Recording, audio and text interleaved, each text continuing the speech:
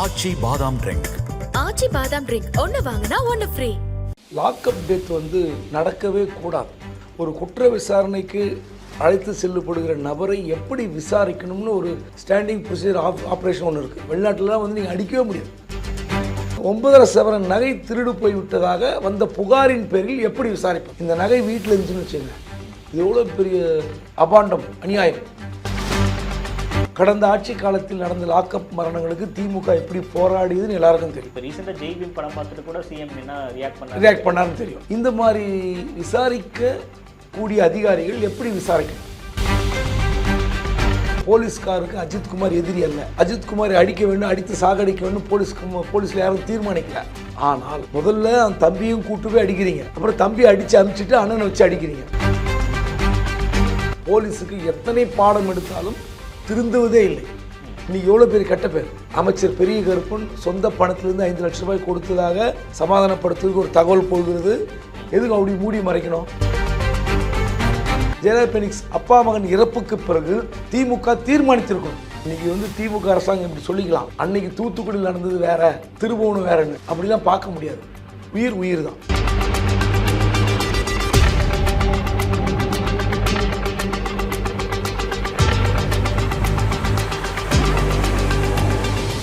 டிடிபேட் நேயர்களுக்கு வணக்கம். இன்றைய சிறப்பு நேர்காணலில் நம்மோடு இணைந்திருக்கிறார் மூத்த பத்திரிகையாளர் குபேந்திரன் அவர்கள். சார் வணக்கம். வணக்கம். திமுக ஆட்சிக்கு வந்ததுலேருந்து இன்ன வரைக்கும் ஒரு 28 காவல் நிலைய மரணங்கள் நடந்திருக்கு. இப்போ சமீபத்தில் அஜித்குமார் அப்படின்ற திருப்புவனம் பகுதியை சேர்ந்தவர் விசாரணைக்காக அழைத்து செல்லப்படுகிறார். அவங்க வரப்போ அவர் ஒரு உயிரற்ற நிலையில் பிணமாக தான் திரும்பி வர்றாரு. அந்த பகுதியில் ஒரு பெரிய பரபரப்பு ஏற்படுத்தியிருக்கு. ஆப்போனன்ட் பார்ட்டிஸ்லாம் ரியாக்ட் பண்ணியிருக்காங்க. டிஎம்கே அலைன்ஸில் இருக்கிறவங்க முதன்முறையாக எல்லாரும் சேர்ந்து இந்த ஒரு விஷயத்துக்கு ஒன்றாக குரல் கொடுக்கறது, சட்டம் ஒழுங்கு உண்மையாலுமே ஒரு மாதிரி கேள்விக்குள்ளாகிறது அப்படின்ற மாதிரி அவங்க கொஸ்டினை த்ரோ பண்ணியிருக்காங்க. இதெல்லாம் எப்படி சார் பார்க்குறீங்க? லாக்அப் டெத் நடக்கவே கூடாது. அதாவது ஒரு குற்ற விசாரணைக்கு அழைத்து செல்லப்படுகிற நபரை எப்படி விசாரிக்கணும்னு ஒரு ஸ்டாண்டிங் ப்ரொசீஜர் ஆப்ரேஷன் ஒன்று இருக்குது. ஓகே, எஸ்ஓபி இருக்குது. எஸ்ஓபி அதில் நம்ம ஃபாரின்ல மாதிரி இல்லை. வெளிநாட்டிலலாம் நீங்கள் அடிக்கவே முடியாது. ஆனால் இங்கே அதுவும் நடக்கும். ஆனால் ஒரு திருட்டு வழக்கில் ஒரு நகை திருட்டு அப்படின்னு சொல்லி புகார் வருது. அவர் திருடினாரா இல்லையான்னு நமக்கு தெரியாது.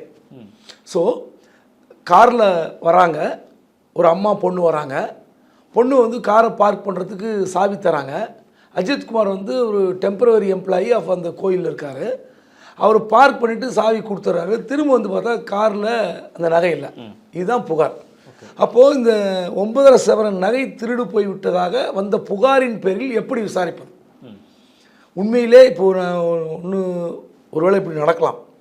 இந்த நகை வீட்டில் இருந்துச்சுன்னு வச்சுங்க, இது எவ்வளோ பெரிய அபாண்டம், அநியாயம். நான் கேட்குறேன், கோயிலுக்கு நீங்கள் நகையை கொண்டு வந்தீங்க, எதுக்கு கொண்டு வந்தீங்க? போட்டுன்னு நேராக கோயிலுக்கு போயிருக்கலாம். எதுக்கு காரில் வச்சுட்டு போகிறீங்க? இது பெரிய அபத்தம். இது முதல்ல இவங்க சைடு இருக்கிற தப்பை போலீஸு நீங்கள் போய் வீட்டில் செக் பண்ணுங்க. வீட்டில் செக் பண்ணிவிட்டு வாங்க, நகை இருக்கான்னு விசாரிக்கிறோம். ஏன்னா இப்போ நம்ம ஹோட்டலுக்கு போகிறோம், காரில் கேஷ் வச்சுருப்போம். நம்ம ஒன்று சொல்லணும், இப்போ காரில் பேக்கில் கேஷ் இருக்குது, கேர்ஃபுல்லாக பார்க் பண்ணுங்கன்னு வேலட் பார்க்கிங்கில் சொல்லணும். அப்போ நீங்கள் உங்களுக்கு பயம் இருக்குது, எடுத்துகிட்டு போயிடலாம். எஸ், அந்த ஹேண்ட்பேக் நீங்கள் கோயிலுக்கு கொண்டு போயிருக்க வேண்டியதானே. இப்படி ஒரு சம்பவம் நடந்திருக்காது. இது ஒன்று. ரெண்டாவது, சரி அப்படியே நகை திருடியதாக புகார் கொடுத்தாலும் போலீஸ் எப்படி விசாரிக்கணும்? நீங்கள் கடந்த ஆட்சி காலத்தில் நடந்த லாக்அப் மரணங்களுக்கு திமுக எப்படி போராடியதுன்னு எல்லாருக்கும் தெரியும். இப்போ ரீசெண்டாக ஜெய்பீம் படம் பார்த்துட்டு கூட சிஎம் என்ன ரியாக்ட் பண்ணாருன்னு தெரியும். அப்படி இருக்கும்போது இந்த மாதிரி விசாரிக்க கூடிய அதிகாரிகள் எப்படி விசாரிக்கணும்? நீங்கள் ஒரு ரொம்ப ஹீனியஸ் கிரைம், கொடும் குற்றம் செய்கிற நபர்களை நீங்கள் விசாரிப்பதற்கும் இந்த திருட்டு வழக்கில் இருக்கிற விசாரிப்பதற்கும் வித்தியாசம் இருக்குது. இப்போது அந்த புகார் கொடுத்ததும் இப்போ போலீஸ்காருக்கு அஜித்குமார் எதிரி அல்ல. அஜித்குமாரை அடிக்க வேண்டும், அடித்து சாகடிக்க வேண்டும் போலீஸில் யாரும் தீர்மானிக்கல. ஆனால் ஒரு திருட்டு புகாரில் நீங்கள் உள்ளே வச்சு எப்படி அடிச்சிங்க, அதுக்கப்புறம் டெம்போவில் கூட்டு போய் அடிச்சிருக்கீங்க. நைட்டு முதல்ல அந்த தம்பியும் கூட்டு போய் அடிக்கிறீங்க, அப்புறம் தம்பி அடித்து அனுப்பிச்சிட்டு அண்ணனை வச்சு அடிக்கிறீங்க. சனிக்கிழமை 29. ஆமாம். இந்த சம்பவத்தில் எப்படி விசாரிக்கணுன்றத முதல்ல போலீஸுக்கு எத்தனை பாடம் எடுத்தாலும் திருந்துவதே இல்லை. இன்னைக்கு எவ்வளோ பெரிய கெட்ட பேர். இன்றைக்கி நேற்று அவ்வளோ பெரிய சாலை மறியல், அமைச்சர் பெரிய கருப்பன் சொந்த பணத்திலேருந்து 5 லட்ச ரூபாய் கொடுத்ததாக சமாதானப்படுத்துறதுக்கு ஒரு தகவல் போகிறது. இதெல்லாம் உண்மையானு தெரில. எதுக்கு அப்படி மூடி மறைக்கணும்? போலீஸ் எது தப்பு? 6 பேர் சஸ்பெண்ட் பண்ணிட்டீங்க, பட் போன உயிர் போனது தானே. இந்த மாதிரியான சம்பவங்கள் நடக்கவே கூடாதுன்னு தூத்துக்குடி அந்த அப்பா மகன் இறப்புக்கு, ஜெயலலிதா பெனிக்ஸ் அப்பா மகன் இறப்புக்கு பிறகு திமுக தீர்மானித்திருக்கணும். ஒரு ஸ்டேட் ஹெட்டுக்கிட்ட சொல்லி, சார் இனி லாக்அப் டெத் நடக்கக்கூடாது, நடந்தால் சஸ்பெண்ட் கிடையாது, டிஸ்மிஸ், அரெஸ்ட் பண்ணி உள்ளே போட்டுரும், லாக்அப் டெத். நீங்கள் ஒரு இப்போ நான் சொல்கிற மாதிரி தான் அந்த நகை வீட்டில் தான் என்ன இருக்கும், அந்த நகை கிடச்சிச்சு, அந்த போன உயிர் தேவை வராதில்ல. ஸோ எவ்வளோ பெரிய கொடுமை இல்லை. ஸோ போலீஸ் முதல்ல இந்த மாதிரி காட்டுத்தனமாக ராத்திரியில் உள்ளே வச்சு அடிக்கிறது, ட்ரீட்மெண்ட் இன்றைக்கி வந்து திமுக அரசாங்கம் இப்படி சொல்லிக்கலாம், அன்னைக்கு தூத்துக்குடியில் நடந்தது வேற, திருபுவனம் வேறன்னு அப்படிலாம் பார்க்க முடியாது. உயிர் உயிர் தான். சார் இதில் இன்னொரு விஷயம் சார், எங்கெங்கேயோ நடக்குது இது மாதிரி காவல் நிலைய மரணங்கள்லாம் நடக்குது, உடனடியாக வந்து முதலமைச்சரை வந்து நீங்கள் குற்றம் சொல்கிறதும், காவல்துறை வந்து அவர் கட்டுப்பாட்டிலே வச்சிருக்க மாட்டார் அப்படின்ற சொல்கிற விமர்சனமும் வந்து சரியா இல்லை? அமைச்சர்கள் மீதோ இல்லை அரசு மீதோ என்ன புகார் சொல்கிறாங்களா விட்டுருவோம். நான் சொன்னேன்ல, தூத்துக்குடி சம்பவம் வேறு தான், நான் இல்லைன்னு சொல்ல.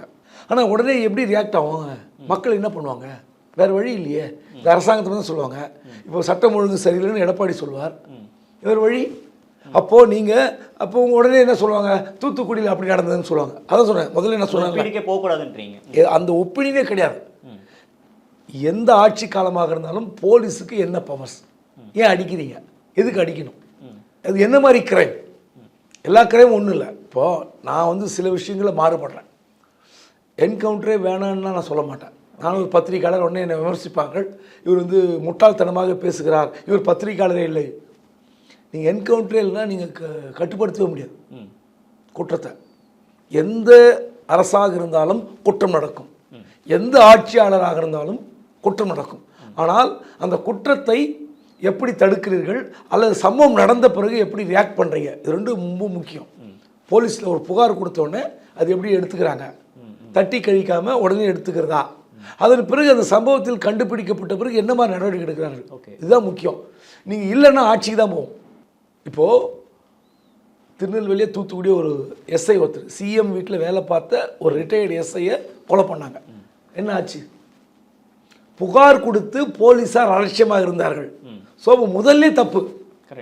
ஒரு ரியல் எஸ்டேட் தகராறில் ஒரு எஸ்ஐ புகார் கொடுக்குறார், அவர் போட்ட வீடியோ எல்லாமே பயங்கர வைரல். ஆமாம், அந்த புகாரை வந்து நீங்கள் அலட்சியப்படுத்தியால் உயிர் போச்சு.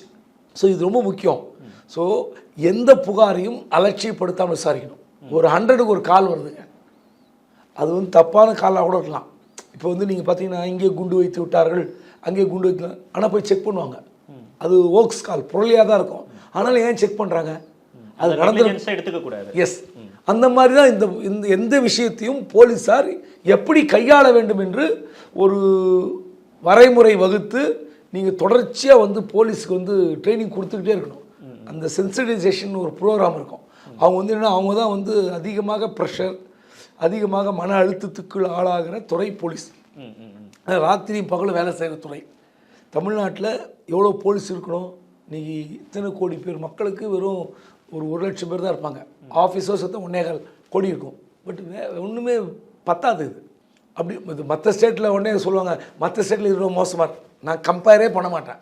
நீங்கள் லா அண்ட் ஆர்டர்னு வந்தால் உங்களை குறை சொல்கிறார்கள் என்றால் நீங்கள் எப்படி பதில் சொல்லணும், பதில் சொல்லி ஆகணும். என்ன பண்ணணும் சார் சிஎம்? நீங்கள் இப்பயே சொல்கிறீங்க 2020 ஜெயராஜ் பெனிக்ஸ் கேஸ் வந்து தமிழ்நாட்டில் எவ்வளோ பெரிய தாக்கத்தை ஏற்படுத்துச்சு. ஸோ நீங்கள் பவரில் இருக்கீங்க அப்படின்றப்ப சிஎம் இதை வந்து எப்படி கண்ட்ரோல் பண்ணியிருக்கணும்? அந்த வழக்கில் அந்த சம்பவத்தை நான் உங்களுக்கு சொல்கிறேன். அது ஒரு கோவிட் காலம். ஆமாம், அப்போ வந்து அந்த வந்து கடையை மூட சொல்லி போலீஸ் சொல்கிறாங்க. கொஞ்ச நேரம் வச்சுருந்தது கஸ்டமர் இருக்காங்க, அவங்கள அனுப்பிச்சிட்டு கடை மூடுறேன்னு சொல்கிறாங்க. இவ்வளோதான் வாக்குவாதம். போலீஸுக்கும் அந்த செல்ஃபோன் கடை வைத்திருக்கிற அப்பா மகனுக்கு என்ன வாக்குவாதம்னா, முதல்ல மகன் சண்டை போடுறாரு, மகனை அழைச்சிட்டு போயிடுறாங்க, அப்புறம் அப்பாவும் போகிறாங்க, அப்புறம் அடிச்சிடுறாங்க. அது என்ன கொடுமைன்னா, போலீஸ் பண்ண மிகப்பெரிய தவறு, பாவம். அடித்து விட்டு மருத்துவமனை கூட போகல, நேராக ஜட்ஜிக்கிட்ட போய் சொல்லி ஜுடிஷியல் மேஜிஸ்ட்ரேட் போய் ஜெயிலுக்கு அனுப்பிச்சிடுறாங்க. அங்கே இறந்து போயிடுறாங்க. அதுக்கப்புறம் மறைக்குது, சம்பவத்தை மறைக்குது. ஸோ இப்போது உடனே 6 பேர் சஸ்பெண்ட் ரியாக்ட் பண்ணிட்டாங்க. ஆனால் நீங்கள் அதே போலீஸ் தான் இப்போ இருக்குது. கடந்த ஆட்சி காலத்தில் இருந்த அதே போலீஸ் தான் இப்போ இருக்குது, அதே அதிகாரிகளாக இருக்கிறாங்க. நாங்கள் உடனே துரித நடவடிக்கை எடுத்து விட்டோம், 6 பேரை சஸ்பெண்ட் பண்ணிட்டோம். என்ன பயன்? தூத்துக்குடி சம்பவத்துக்கு பிறகு நீங்கள் இப்படி காட்டுத்தனமாக அடிப்பதால் என்ன பயன்? இப்போ பாடம் கற்றுக்கலையா கடந்த கால அனுபவம்? அதுதான் சொல்கிறேன். அந்த நீங்கள் பயிற்சியை யாருக்கு கொடுத்துருக்கணும்? காவல்துறைக்கு தான் கொடுத்துருக்கணும். சார், அப்போ இது மாதிரி நம்ம பண்ணிட்டோம் அப்படின்னா நம்ம மேலே கடுமையான நடவடிக்கை எடுப்பாங்க அப்படின்றப்ப காவலர்களும் கொஞ்சம் நேர்மையாக இருந்திருப்பாங்கல்ல சார்? அப்போ அவங்க சிஎம் வந்து அந்த அளவுக்கு வந்து ஒரு ஸ்ட்ராங்காக இல்லையா இந்த ஒரு விஷயத்தை பொறுத்த வரைக்கும்? இல்லை, காவல்துறை வந்து சிஎம் கையில் அவர் கட்டுப்பாட்டில் இருக்குது, உள்துறை அவர் வைத்திருக்கிறார். அதனால் நீங்கள் கேள்வி அப்படி கேட்குறீங்க, நானும் அப்படி தான் சொல்ல போகிறேன். ஆனால் இதுக்கெல்லாம் வந்து நேரடியாக நீங்கள் முதலமைச்சர் குற்றம் சாட்டுவதால் ஒரு பலனும் இல்லை. இந்த காவல்துறை அதிகாரிகள் முடிவு செய்யும். இப்போ சொல்லப்போனால் இதே ஆட்சி காலத்தில் சமீபத்தில் குற்றவாளிகளை விசாரிக்கிறத சொல்லி புகார் கொடுத்தவங்கள, அப்புறம் புகார் கொடுத்தவங்க மட்டும் இல்லை, எதிர்த்தரப்பையும் சேர்த்து பல்லுலாம் முடுங்கினார் ஒரு பல்பீர் சிங்னு, அநியாயமான ஒரு ஏஎஸ்பி. ஸோ அந்த மாதிரி ஒரு எண்ணம் எப்படி வருது? நீங்கள் ஒரு தவறே பண்ணியிருந்தாலும் எப்படி நடவடிக்கை எடுக்கணும்னு ஒரு ப்ரொசீஜர் இருக்குல்ல, அந்த ப்ரொசீஜரை ஃபாலோ பண்ணுறதுக்கு தொடர்ந்து நீங்கள் ஒரு பயிற்சி அவங்களுக்கு அளித்து கொண்டே இருக்கணும். ஏன்னா மன அழுத்தத்துக்கு ஆளாகிற நபர்கள் அந்த பயிற்சியிலிருந்து விலகிடுவாங்க. இப்போ நீங்கள் பார்த்தீங்கன்னா முன்னெல்லாம் டிராஃபிக் கேஸில் ஓடி போய் பிடிப்பாங்க, இப்போ அது பிடிக்கக்கூடாதுன்னு ரூல்ஸ் இருக்குது. ஆனால் இன்றைக்கும் நடக்குது. ஆமாம், இன்றைக்கும் போய் மடக்கி பிடிக்கிறாங்க. அதில் பாதிப்பு தப்பி ஓடுறவங்களுக்கு இருக்கலாம், நீங்கள் பிடிக்க போகிற போலீஸுக்கு இருக்கலாம். ஸோ நீங்கள் வண்டி நம்பர் இருக்குது, ஆட்டோமேட்டிக்காக ஃபைன் போட்டால் முடிஞ்சு போச்சு.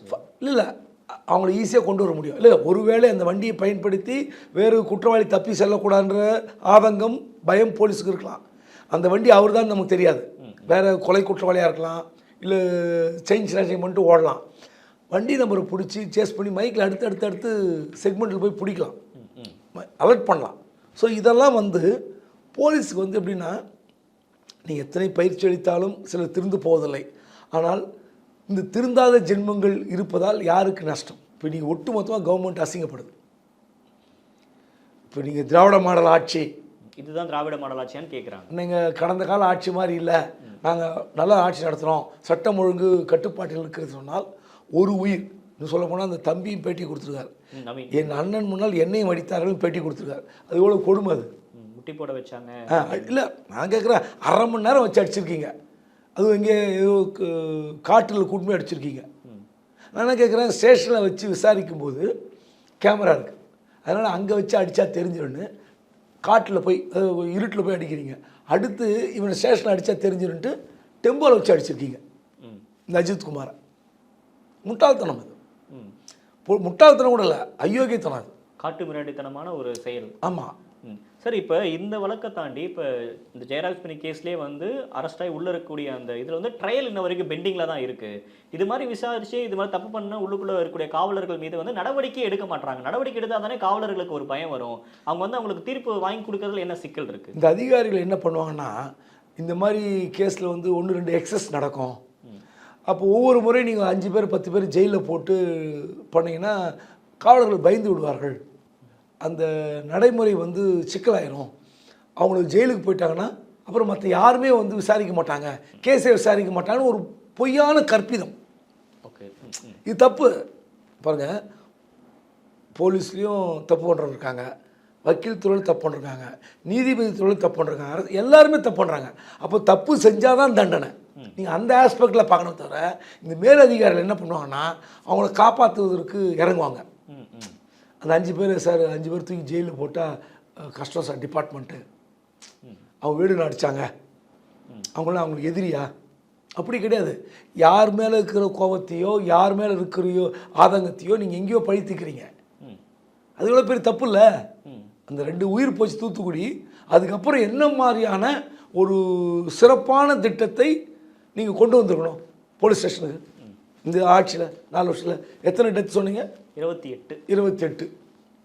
அப்போ எப்படி வந்து அந்த ஆட்சி காலத்துக்கு இந்த ஆட்சி காலத்துக்கு வித்தியாசத்தை நீங்கள் சொல்லுவீங்க? இப்போ இதில் கூட்டணி கட்சிகள் எல்லாரும் ஒரு விதமான விமர்சனத்தை முன்வைக்கிறாங்க. சிபிஎம் எல்லாம் வந்து நீங்கள் சஸ்பெண்ட் மட்டும் போதாது, அவங்கள பதவியே ஒன்று தூக்கணும் அப்படின்லாம் வந்து அந்தளவுக்கு கடுமையாக விமர்சிக்கிறாங்களே சார்? நிச்சயமாக அப்படி தான் போகும். அரசியல் மட்டுமல்ல, நீங்கள் பாதிக்கப்பட்ட மக்களுடைய குரலாக தான் பார்க்கணும். நீங்கள் என்ன சொல்லணே, அது திருடு போன தொகை பெருசாக சிறுசாலாம் இல்லை. நீங்கள் இப்போ உண்மையிலே அவன் திருட இல்லைன்னு வச்சுங்களேன், இவ்வளோ பெரிய கொடுமை அது. அதை நான் திரும்ப யோசிச்சுட்டே இருக்கேன். செய்தி படிக்கும் போதுலேருந்து இப்போ அந்த அம்மா வந்து நகையை வீட்டிலே வச்சுட்டு வந்துட்டேன், இல்லை ஓகே வீட்டில் இருக்குது. சில பேர் நான் ஞாபகம் இருக்கா அவங்களுக்கு, அவன் ஐயோ அது இங்கே வச்ச மாதிரி ஞாபகம், பையில் எடுத்து வச்சேன் திரும்ப வீட்டிலே வச்சுட்டுன்னுவாங்க. பார்த்தா வீட்டில் இருக்கும், காண தேடிட்டே இருப்பாங்க, வீட்டில் இருக்கும். சமீபத்தில் ஒரு பார்த்தேன், ஏதோ ஒரு ஊரில் ஒரு நகையை வந்து ரொம்ப அதிகமான தொகை உள்ள நகை ஆட்டோலேயோ எங்கேயோ தவற விட்டுறாங்க, அது எங்கேயோ கீழே விழுந்துருது. ஒரு தூய்மை பணியாளர் கொண்டு வந்து கொடுக்குறாரு, எந்த ஊர் ஞாபகம் இல்லை. அப்போ யோசிச்சு பாருங்கள், அது எங்கேயோ இருக்குது, அதுக்கு எடுத்துகிட்டு போய் எந்த எவிடன்ஸும் கிடையாது, அவங்க பயன்படுத்திக்கலாம், அது விற்று அவங்களுடைய துன்பங்களை போக்கியிருக்கலாம். அப்போது இந்த மாதிரி செயல்கள் ஆட்டோ டிரைவர் திரும்ப ஒப்படைத்தார், தூய்மை பணியாளர் திரும்ப ஒப்படைத்தார், கூப்பிட்டு பாராட்டிய எவ்வளோ சம்பவம் நடக்குது. இது திருட்டு வந்து ஒரு மோட்டிவ், இல்லைன்னு சொல்ல. ஆனால் நீங்கள் இந்த விஷயத்தில் நாளைக்கு குற்றவாளி இல்லாத ஒரு நிலையில் செத்து போயிருந்தாருன்னா இதை விட பாவம் அந்த புகார் கொடுத்த குடும்பத்துக்கும் பாவம், போலீஸுக்கும் ஒரு பெரும் பாவம். இப்போ அவங்க கூட்டணி கட்சியில் எல்லாரும் சொல்வது என்னன்னா, இந்த மாதிரி விவகாரங்கள் இனி ஒரு பாடமாக அமையணும். இந்த திருப்புவனம் சம்பவம் இன்னொரு எந்த இடத்திலும் நடக்கக்கூடாது. அந்த அளவுக்கு போலீஸு, கோர்ட்டு, கவர்மெண்ட் 3 சேர்ந்து எடுக்கணும். கோர்ட் இதில் என்ன சார் ரோல் ப்ளே பண்ணுறீங்க? இல்லை, கோர்ட் இந்த கேஸை வந்து ட்ரையல் சீக்கிரம் எடுக்கணும், இது உண்மை குற்றவாளி கண்டுபிடிக்கணும். இப்போ நமக்கு தெரியல, ஒரே ஒரு என்னுடைய யூகம், அவர் திருடினாரா திருடலையான்னு எனக்கு தெரியல. சரி, நீங்கள் ஒரு புகாருக்கு இப்படி பண்ணிட்டீங்க, இந்த சம்பவத்தில் இனிமேல் நடக்கக்கூடாதுன்னு கோர்ட் ஒரு ஸ்டாண்டிங் ஆர்டர் ஒன்று பண்ணணும். அந்த ஆர்டரை கவர்மெண்ட்டு ஃபாலோ பண்ணணும். கவர்மெண்ட் ஃபாலோ பண்ணும்போது தமிழ்நாடு ஃபுல்லாக இருக்கிற போலீஸுக்கு ஒரு போலீஸ் ட்ரைனிங் அகாடமி இருக்குது, ஒவ்வொரு ஊர்லேயும் பயிற்சி மையம் இருக்குது. நீங்கள் தொடர்ச்சியாக அவர்களுக்கு இப்போ நீங்கள் லீவே தராமல் போட்டு ப்ரெஷர் பண்ணிங்கன்னா அவனுக்கு ஒரு விருப்பம், ஒரு மென்டல் அப்செட்டில் இருப்பான் போலீஸ் ஸ்டேஷன். ஆமாம், மேலதிகாரி மேலே கோவத்தை கைதி மேலே காட்டுவாங்க. நடக்கிறது இது, வேறு ஒன்றுமே கிடையாது. லீவு கேட்டால் லீவு கிடைக்காது, மனைவிக்கு பிறந்த நாளாக இருக்கும், இல்லை மகளுக்கு எதுவும் முக்கியமான நாளாக இருக்கும், லீவ் கொடுக்க மாட்டாங்க, ஸ்ட்ரென்த்து கிடையாது. இதுக்கு இடைப்பட்ட காலத்திலே தான் ஓடணும். இந்த சிஸ்டத்திலே ஒரு சிக்கல் இருக்குன்ற, ரொம்ப மட்டமான சிக்கல். நேற்று நான் ஒரு வெளிப்படையான சம்பவத்தை சொல்கிறேன். நேற்று ஆவடியில் ஒரு அசிஸ்டன்ட் கமிஷனரோட ரிட்டையர்மெண்ட் ஃபங்க்ஷன். அங்கே 2 ரிட்டையர்ட் டிஜிபி, பழைய ஹோம் செக்ரட்டரி வராங்க. ஏன் அதெல்லாம் சொல்கிறேன்னா ஆதாரத்தோடு சொல்கிறேன். அந்த ஆவடியில் அந்த உதவி கமிஷனர் ரிட்டையர்மெண்ட் ஃபங்க்ஷன் முடிச்சுட்டு நான் வந்து காய்கறி கடையில் காரை நிறுத்திட்டு காய்கறிக்கு எல்லாம் எடுத்து வச்சுட்டு எடை போடுறது இருக்கேன். ஒரு டிராஃபிக் எஸ்ஐ வர்றார். இது வந்து திருமங்கலம் காவல் நிலைய எல்லைக்கு உட்பட்டது. அந்த காய்கறி கடை எனக்கு ரெகுலராக தெரியும், நான் ரெகுலராக வாங்குகிற இடம். அவர் வந்து அவன் இல்லையான்னு கேட்குறாரு, இல்லைங்கிறாரு. உடனே இவர் எல்லாம் கைக்கு வந்த காய்கறி தேங்காயெல்லாம் எடுத்து வைக்கிறார். எடுத்து வச்சுட்டு நான் ஒரு ஆள் தான் இருக்கிறேன், அவர் எஸ்ஐ இருக்கார். யார் கேட்டாலும் நான் வந்து சொல்ல போகிறேன், ரெக்கார்டு எப்படி சிசிடிவி ஃபுட்டேஜ் எடுத்துட முடியும். எஸ்பிஓ ஸ்கூல் பக்கத்தில் எல்லாம் இடம் போடுறாரு. அந்த பையன்கிட்ட சொல்கிறாரு, கையில் காசு இல்லை, மறந்துட்டு வந்துட்டேன். இந்த சம்பவம் நடக்கும்போது மணி 2:15 மதியம். கிட்டத்தட்ட ஒரு 250 300 ரூபாய் காய்கறி தேங்காய்லாம் எடுத்துக்கிட்டு பையில் போட்டுக்கிட்டு அப்புறம் தரன்ட்டு போகிறார். நான் போன பிறகு வழக்கமாக நம்ம பத்திரிக்கையாளர், நமக்கு இந்த மாதிரி பல சம்பவங்களை பார்த்துருக்குறோம். அவர்கிட்ட கேட்குறேன், அவர் தெரியுமா உங்களுக்கு? தெரியாது சார். இந்த ஸ்டேஷன் தானா? அதுவும் தெரியாது சார். யாரையோ முதல்ல கேட்டார், என் மச்சானை கேட்டார் சார். மச்சானுக்கு தெரியுமா? அதுவும் தெரியாது சார். இந்த மாதிரி நிறைய பேர் வராங்க. இது பார்க்கும்போது உண்மையிலே கஷ்டமாக இருக்குது. ஒரு எஸ்ஐ, அவர் மொபைல் வச்சுருக்கார். அந்த மொபைலில் ஜிபே இருக்கும். காசுன்னு சொன்ன வீட்டில் சொன்னால் அனுப்புகிறாங்க, ஜிபே பண்ணலாம், ஜிபே இருக்குது. இப்போது இந்த மாதிரி சம்பவம் பழக்கடை, காய்கறி கடை, ஹோட்டல் கடையில் நீங்கள் அரசு சம்பளம் வாங்குறீங்க, உங்களுக்கு கண்டிப்பாக உங்கள் லிமிட்லன்னா கண்டிப்பாக அவர் தெரிஞ்சிருக்கும். ஏன்னா அந்த கடை இன்றைக்கி நேரத்தில் நான் 3-4 வருஷமாக பார்க்குறேன் அந்த கடை, காய்கறி கடையை. கண்டிப்பாக இந்த எஸ்ஐ ஒரு முறை வந்திருந்தாருன்னா 2 முறை வந்தாலும் கண்டிப்பாக அவர் தெரிஞ்சிருக்கும். மாமா மச்சா 2 பேர் இருந்திருந்தா தெரியாதுங்கிறார், சிரிக்கிறார். சார் அதுக்கு மேலே கேட்காதீங்க சார், விடுங்கிறார். அப்போது இந்த போலீஸோட மனோநிலை இன்னும் மாறல. ஒரு 200 ரூபா 250 ரூபா காய்கறி ஹோட்டலில் பெரிய வாழ்வாதாரம் இல்லை சார் அவங்களுக்கு. அது 300 ரூபான்றது பெரிய பணம் இல்லை. கண்டிப்பாங்க. அவங்க கேட்டால் என்ன சொல்ல தெரியுமா? ரோட்டில் பர்மிஷன் வேணாமா, லைசன்ஸ் வச்சுருக்கேனா, அந்த கடையை வைக்கலாமா, அந்த கடையை எடுத்துடலாமா அப்படிம்பாங்க. அவன் சுயமாக சம்பாதிக்கிறான். அவன் வேறு தப்பு பண்ணாமல் ஒரு வியாபாரம் பண்ணி பிழைக்க ஆசைப்படுறான், அவனுக்கு செய்கிற நீங்கள் நன்மையா அது? இது ஆட்டோமேட்டிக்காக கவர்மெண்ட் மேலே தான் கோபத்தை திருப்போம். இந்த இவ்வளோ கவர்மெண்ட் சம்பளம் வாங்கிட்டு இவ்வளோ காய்கறி வாங்கிட்டு போகிறாரு, ஒரு ஒரு ஒரு அந்த உணர்வே இல்லை. அதை நான் இருக்கிறேன்னு பதில் சொல்கிறாரு. அந்த பணத்தை வச்சுட்டு வந்துட்டேன், பர்ஸ் இல்லை, நான் அப்புறம் தரேன்னு சொல்லு அப்படிங்கிறார். நான் பார்த்துட்டே இருக்கேன் அவர் என்ன பண்ணுறாருன்னு. சார் இப்போ இந்த நீங்கள் சிக்கலை சொல்கிறீங்களா சார், காவல்துறையிலையும் ஒரு சிஸ்டத்தில் பிரச்சனை இருக்குது, அவங்களுக்கான டைம் இல்லை, ஃபேமிலியோட அவங்களால டைம் ஸ்பெண்ட் பண்ண முடியல அப்படின்னு நீங்கள் சொல்கிறீங்கல்ல. ஈவன் இது கலைஞர், ஜெயலலிதா மாதிரியான அந்த தலைவர்களோட பீரியட்லையும் இது மாதிரி தான் இருந்துச்சா காவல்துறையில் சிக்கல்? எல்லா ஆட்சி காலத்தில் இருக்குங்க, நான் இல்லைன்னு சொல்ல. ஆனால் அவங்களுக்கு நீங்கள் எக்ஸஸ் ஸ்ட்ரென்த்து போடணும். முதல்ல போலீஸில் ஒரு ஸ்டேஷனில் 40 பேர் 50 பேர் இருக்காங்கன்னா 40 பேர் இருக்க மாட்டாங்க, அது வந்து ஃபில் பண்ண மாட்டோம், 30 தான் இருக்கும், ஸ்ட்ரென்த்தே 30 தான் இருக்கும். 40 பேர் இருக்க வேண்டிய இடத்துல 30 பேர் இருப்பாங்க. அந்த 30ல் ஒரு 4-5 பேர் லீவில் இருப்பாங்க, நைட் டியூட்டி பார்த்துருப்பாங்க, இருக்க மாட்டாங்க. ஸோ 20-22 பேர் இருப்பாங்க. இன்னும் ஸ்ட்ரெஸ் ஆகும், இன்னும் ஸ்ட்ரெஸ்ஸு ஒர்க் பர்டன் ஆகும். ஸோ இந்த டிராஃபிக் ஆகட்டும், க்ரைம் இருக்கட்டும், லாண்ட் ஆர்டராக இருக்கட்டும், எதுவாக இருந்தாலும் நீங்கள் எக்ஸஸ் ஸ்ட்ரென்த் வச்சுக்கணும். நீங்கள் புதுசாக ரெக்ரூட் பண்ணிகிட்டே இருந்தால் தான். ரெண்டாவது, நல்ல சம்பளம் கொடுக்கணும். போலீஸ்க்கு என்ன சம்பளம் குறைச்சல்? நீங்கள் ஒன்றும் வேண்டாம். இப்போ சமீபத்தில் 25 வருடம் பணியாற்றியிருந்தால் ஸ்பெஷல் எஸ்ஐ அப்படின்னு பழைய ஸ்கீம், இப்போ அது வந்து 20 வருஷமே மாத்திரன்னு சொன்னாங்க, இன்னும் வரலன்னு சொல்லி கோரிக்கை வைத்து கொண்டிருக்கிறார்கள். எங்க போலீஸ் திமுக ஆட்சி காலத்தில் போலீஸில் என்னெல்லாம் நீங்கள் அறிவிச்சிங்களோ அதை நிறைவேற்றலன்னு சொல்லி இந்த சட்டமன்ற கூட்டத்தொடரில் அவங்க கோரிக்கை வச்சாங்க. அப்போது நீங்கள் நிறைய செய்கிறீங்க, இல்லைன்னு சொல்ல. ஆனால் போலீஸ் தான் வந்து இந்த அரசனுடைய முதுகெலும்பு. மற்ற துறையை விட இந்த துறை தான் முதுகெலும்பு. ஏன்னா சட்டம் ஒழுங்கை காப்பாற்றுகிற இந்த துறை மீது கரை விழுந்தால் ஒட்டுமொத்த அவமானமும் அரசாங்கத்துக்கு தான். ஓகே. ஸோ நீங்கள் ஸ்ட்ரென்த்து எக்ஸஸாக போடணும், ஒவ்வொரு ஸ்டேஷனும் ஸ்ட்ரென்த் எக்ஸஸாக இருக்கணும். ரெண்டாவது, கரப்ஷன் ஆக்டிவிட்டீஸை மேக்ஸிமம் குறைக்க சொல்லணும். போலீஸ் தான் வந்து ஈஸியாக கரப்ஷனில் மாட்டுறது.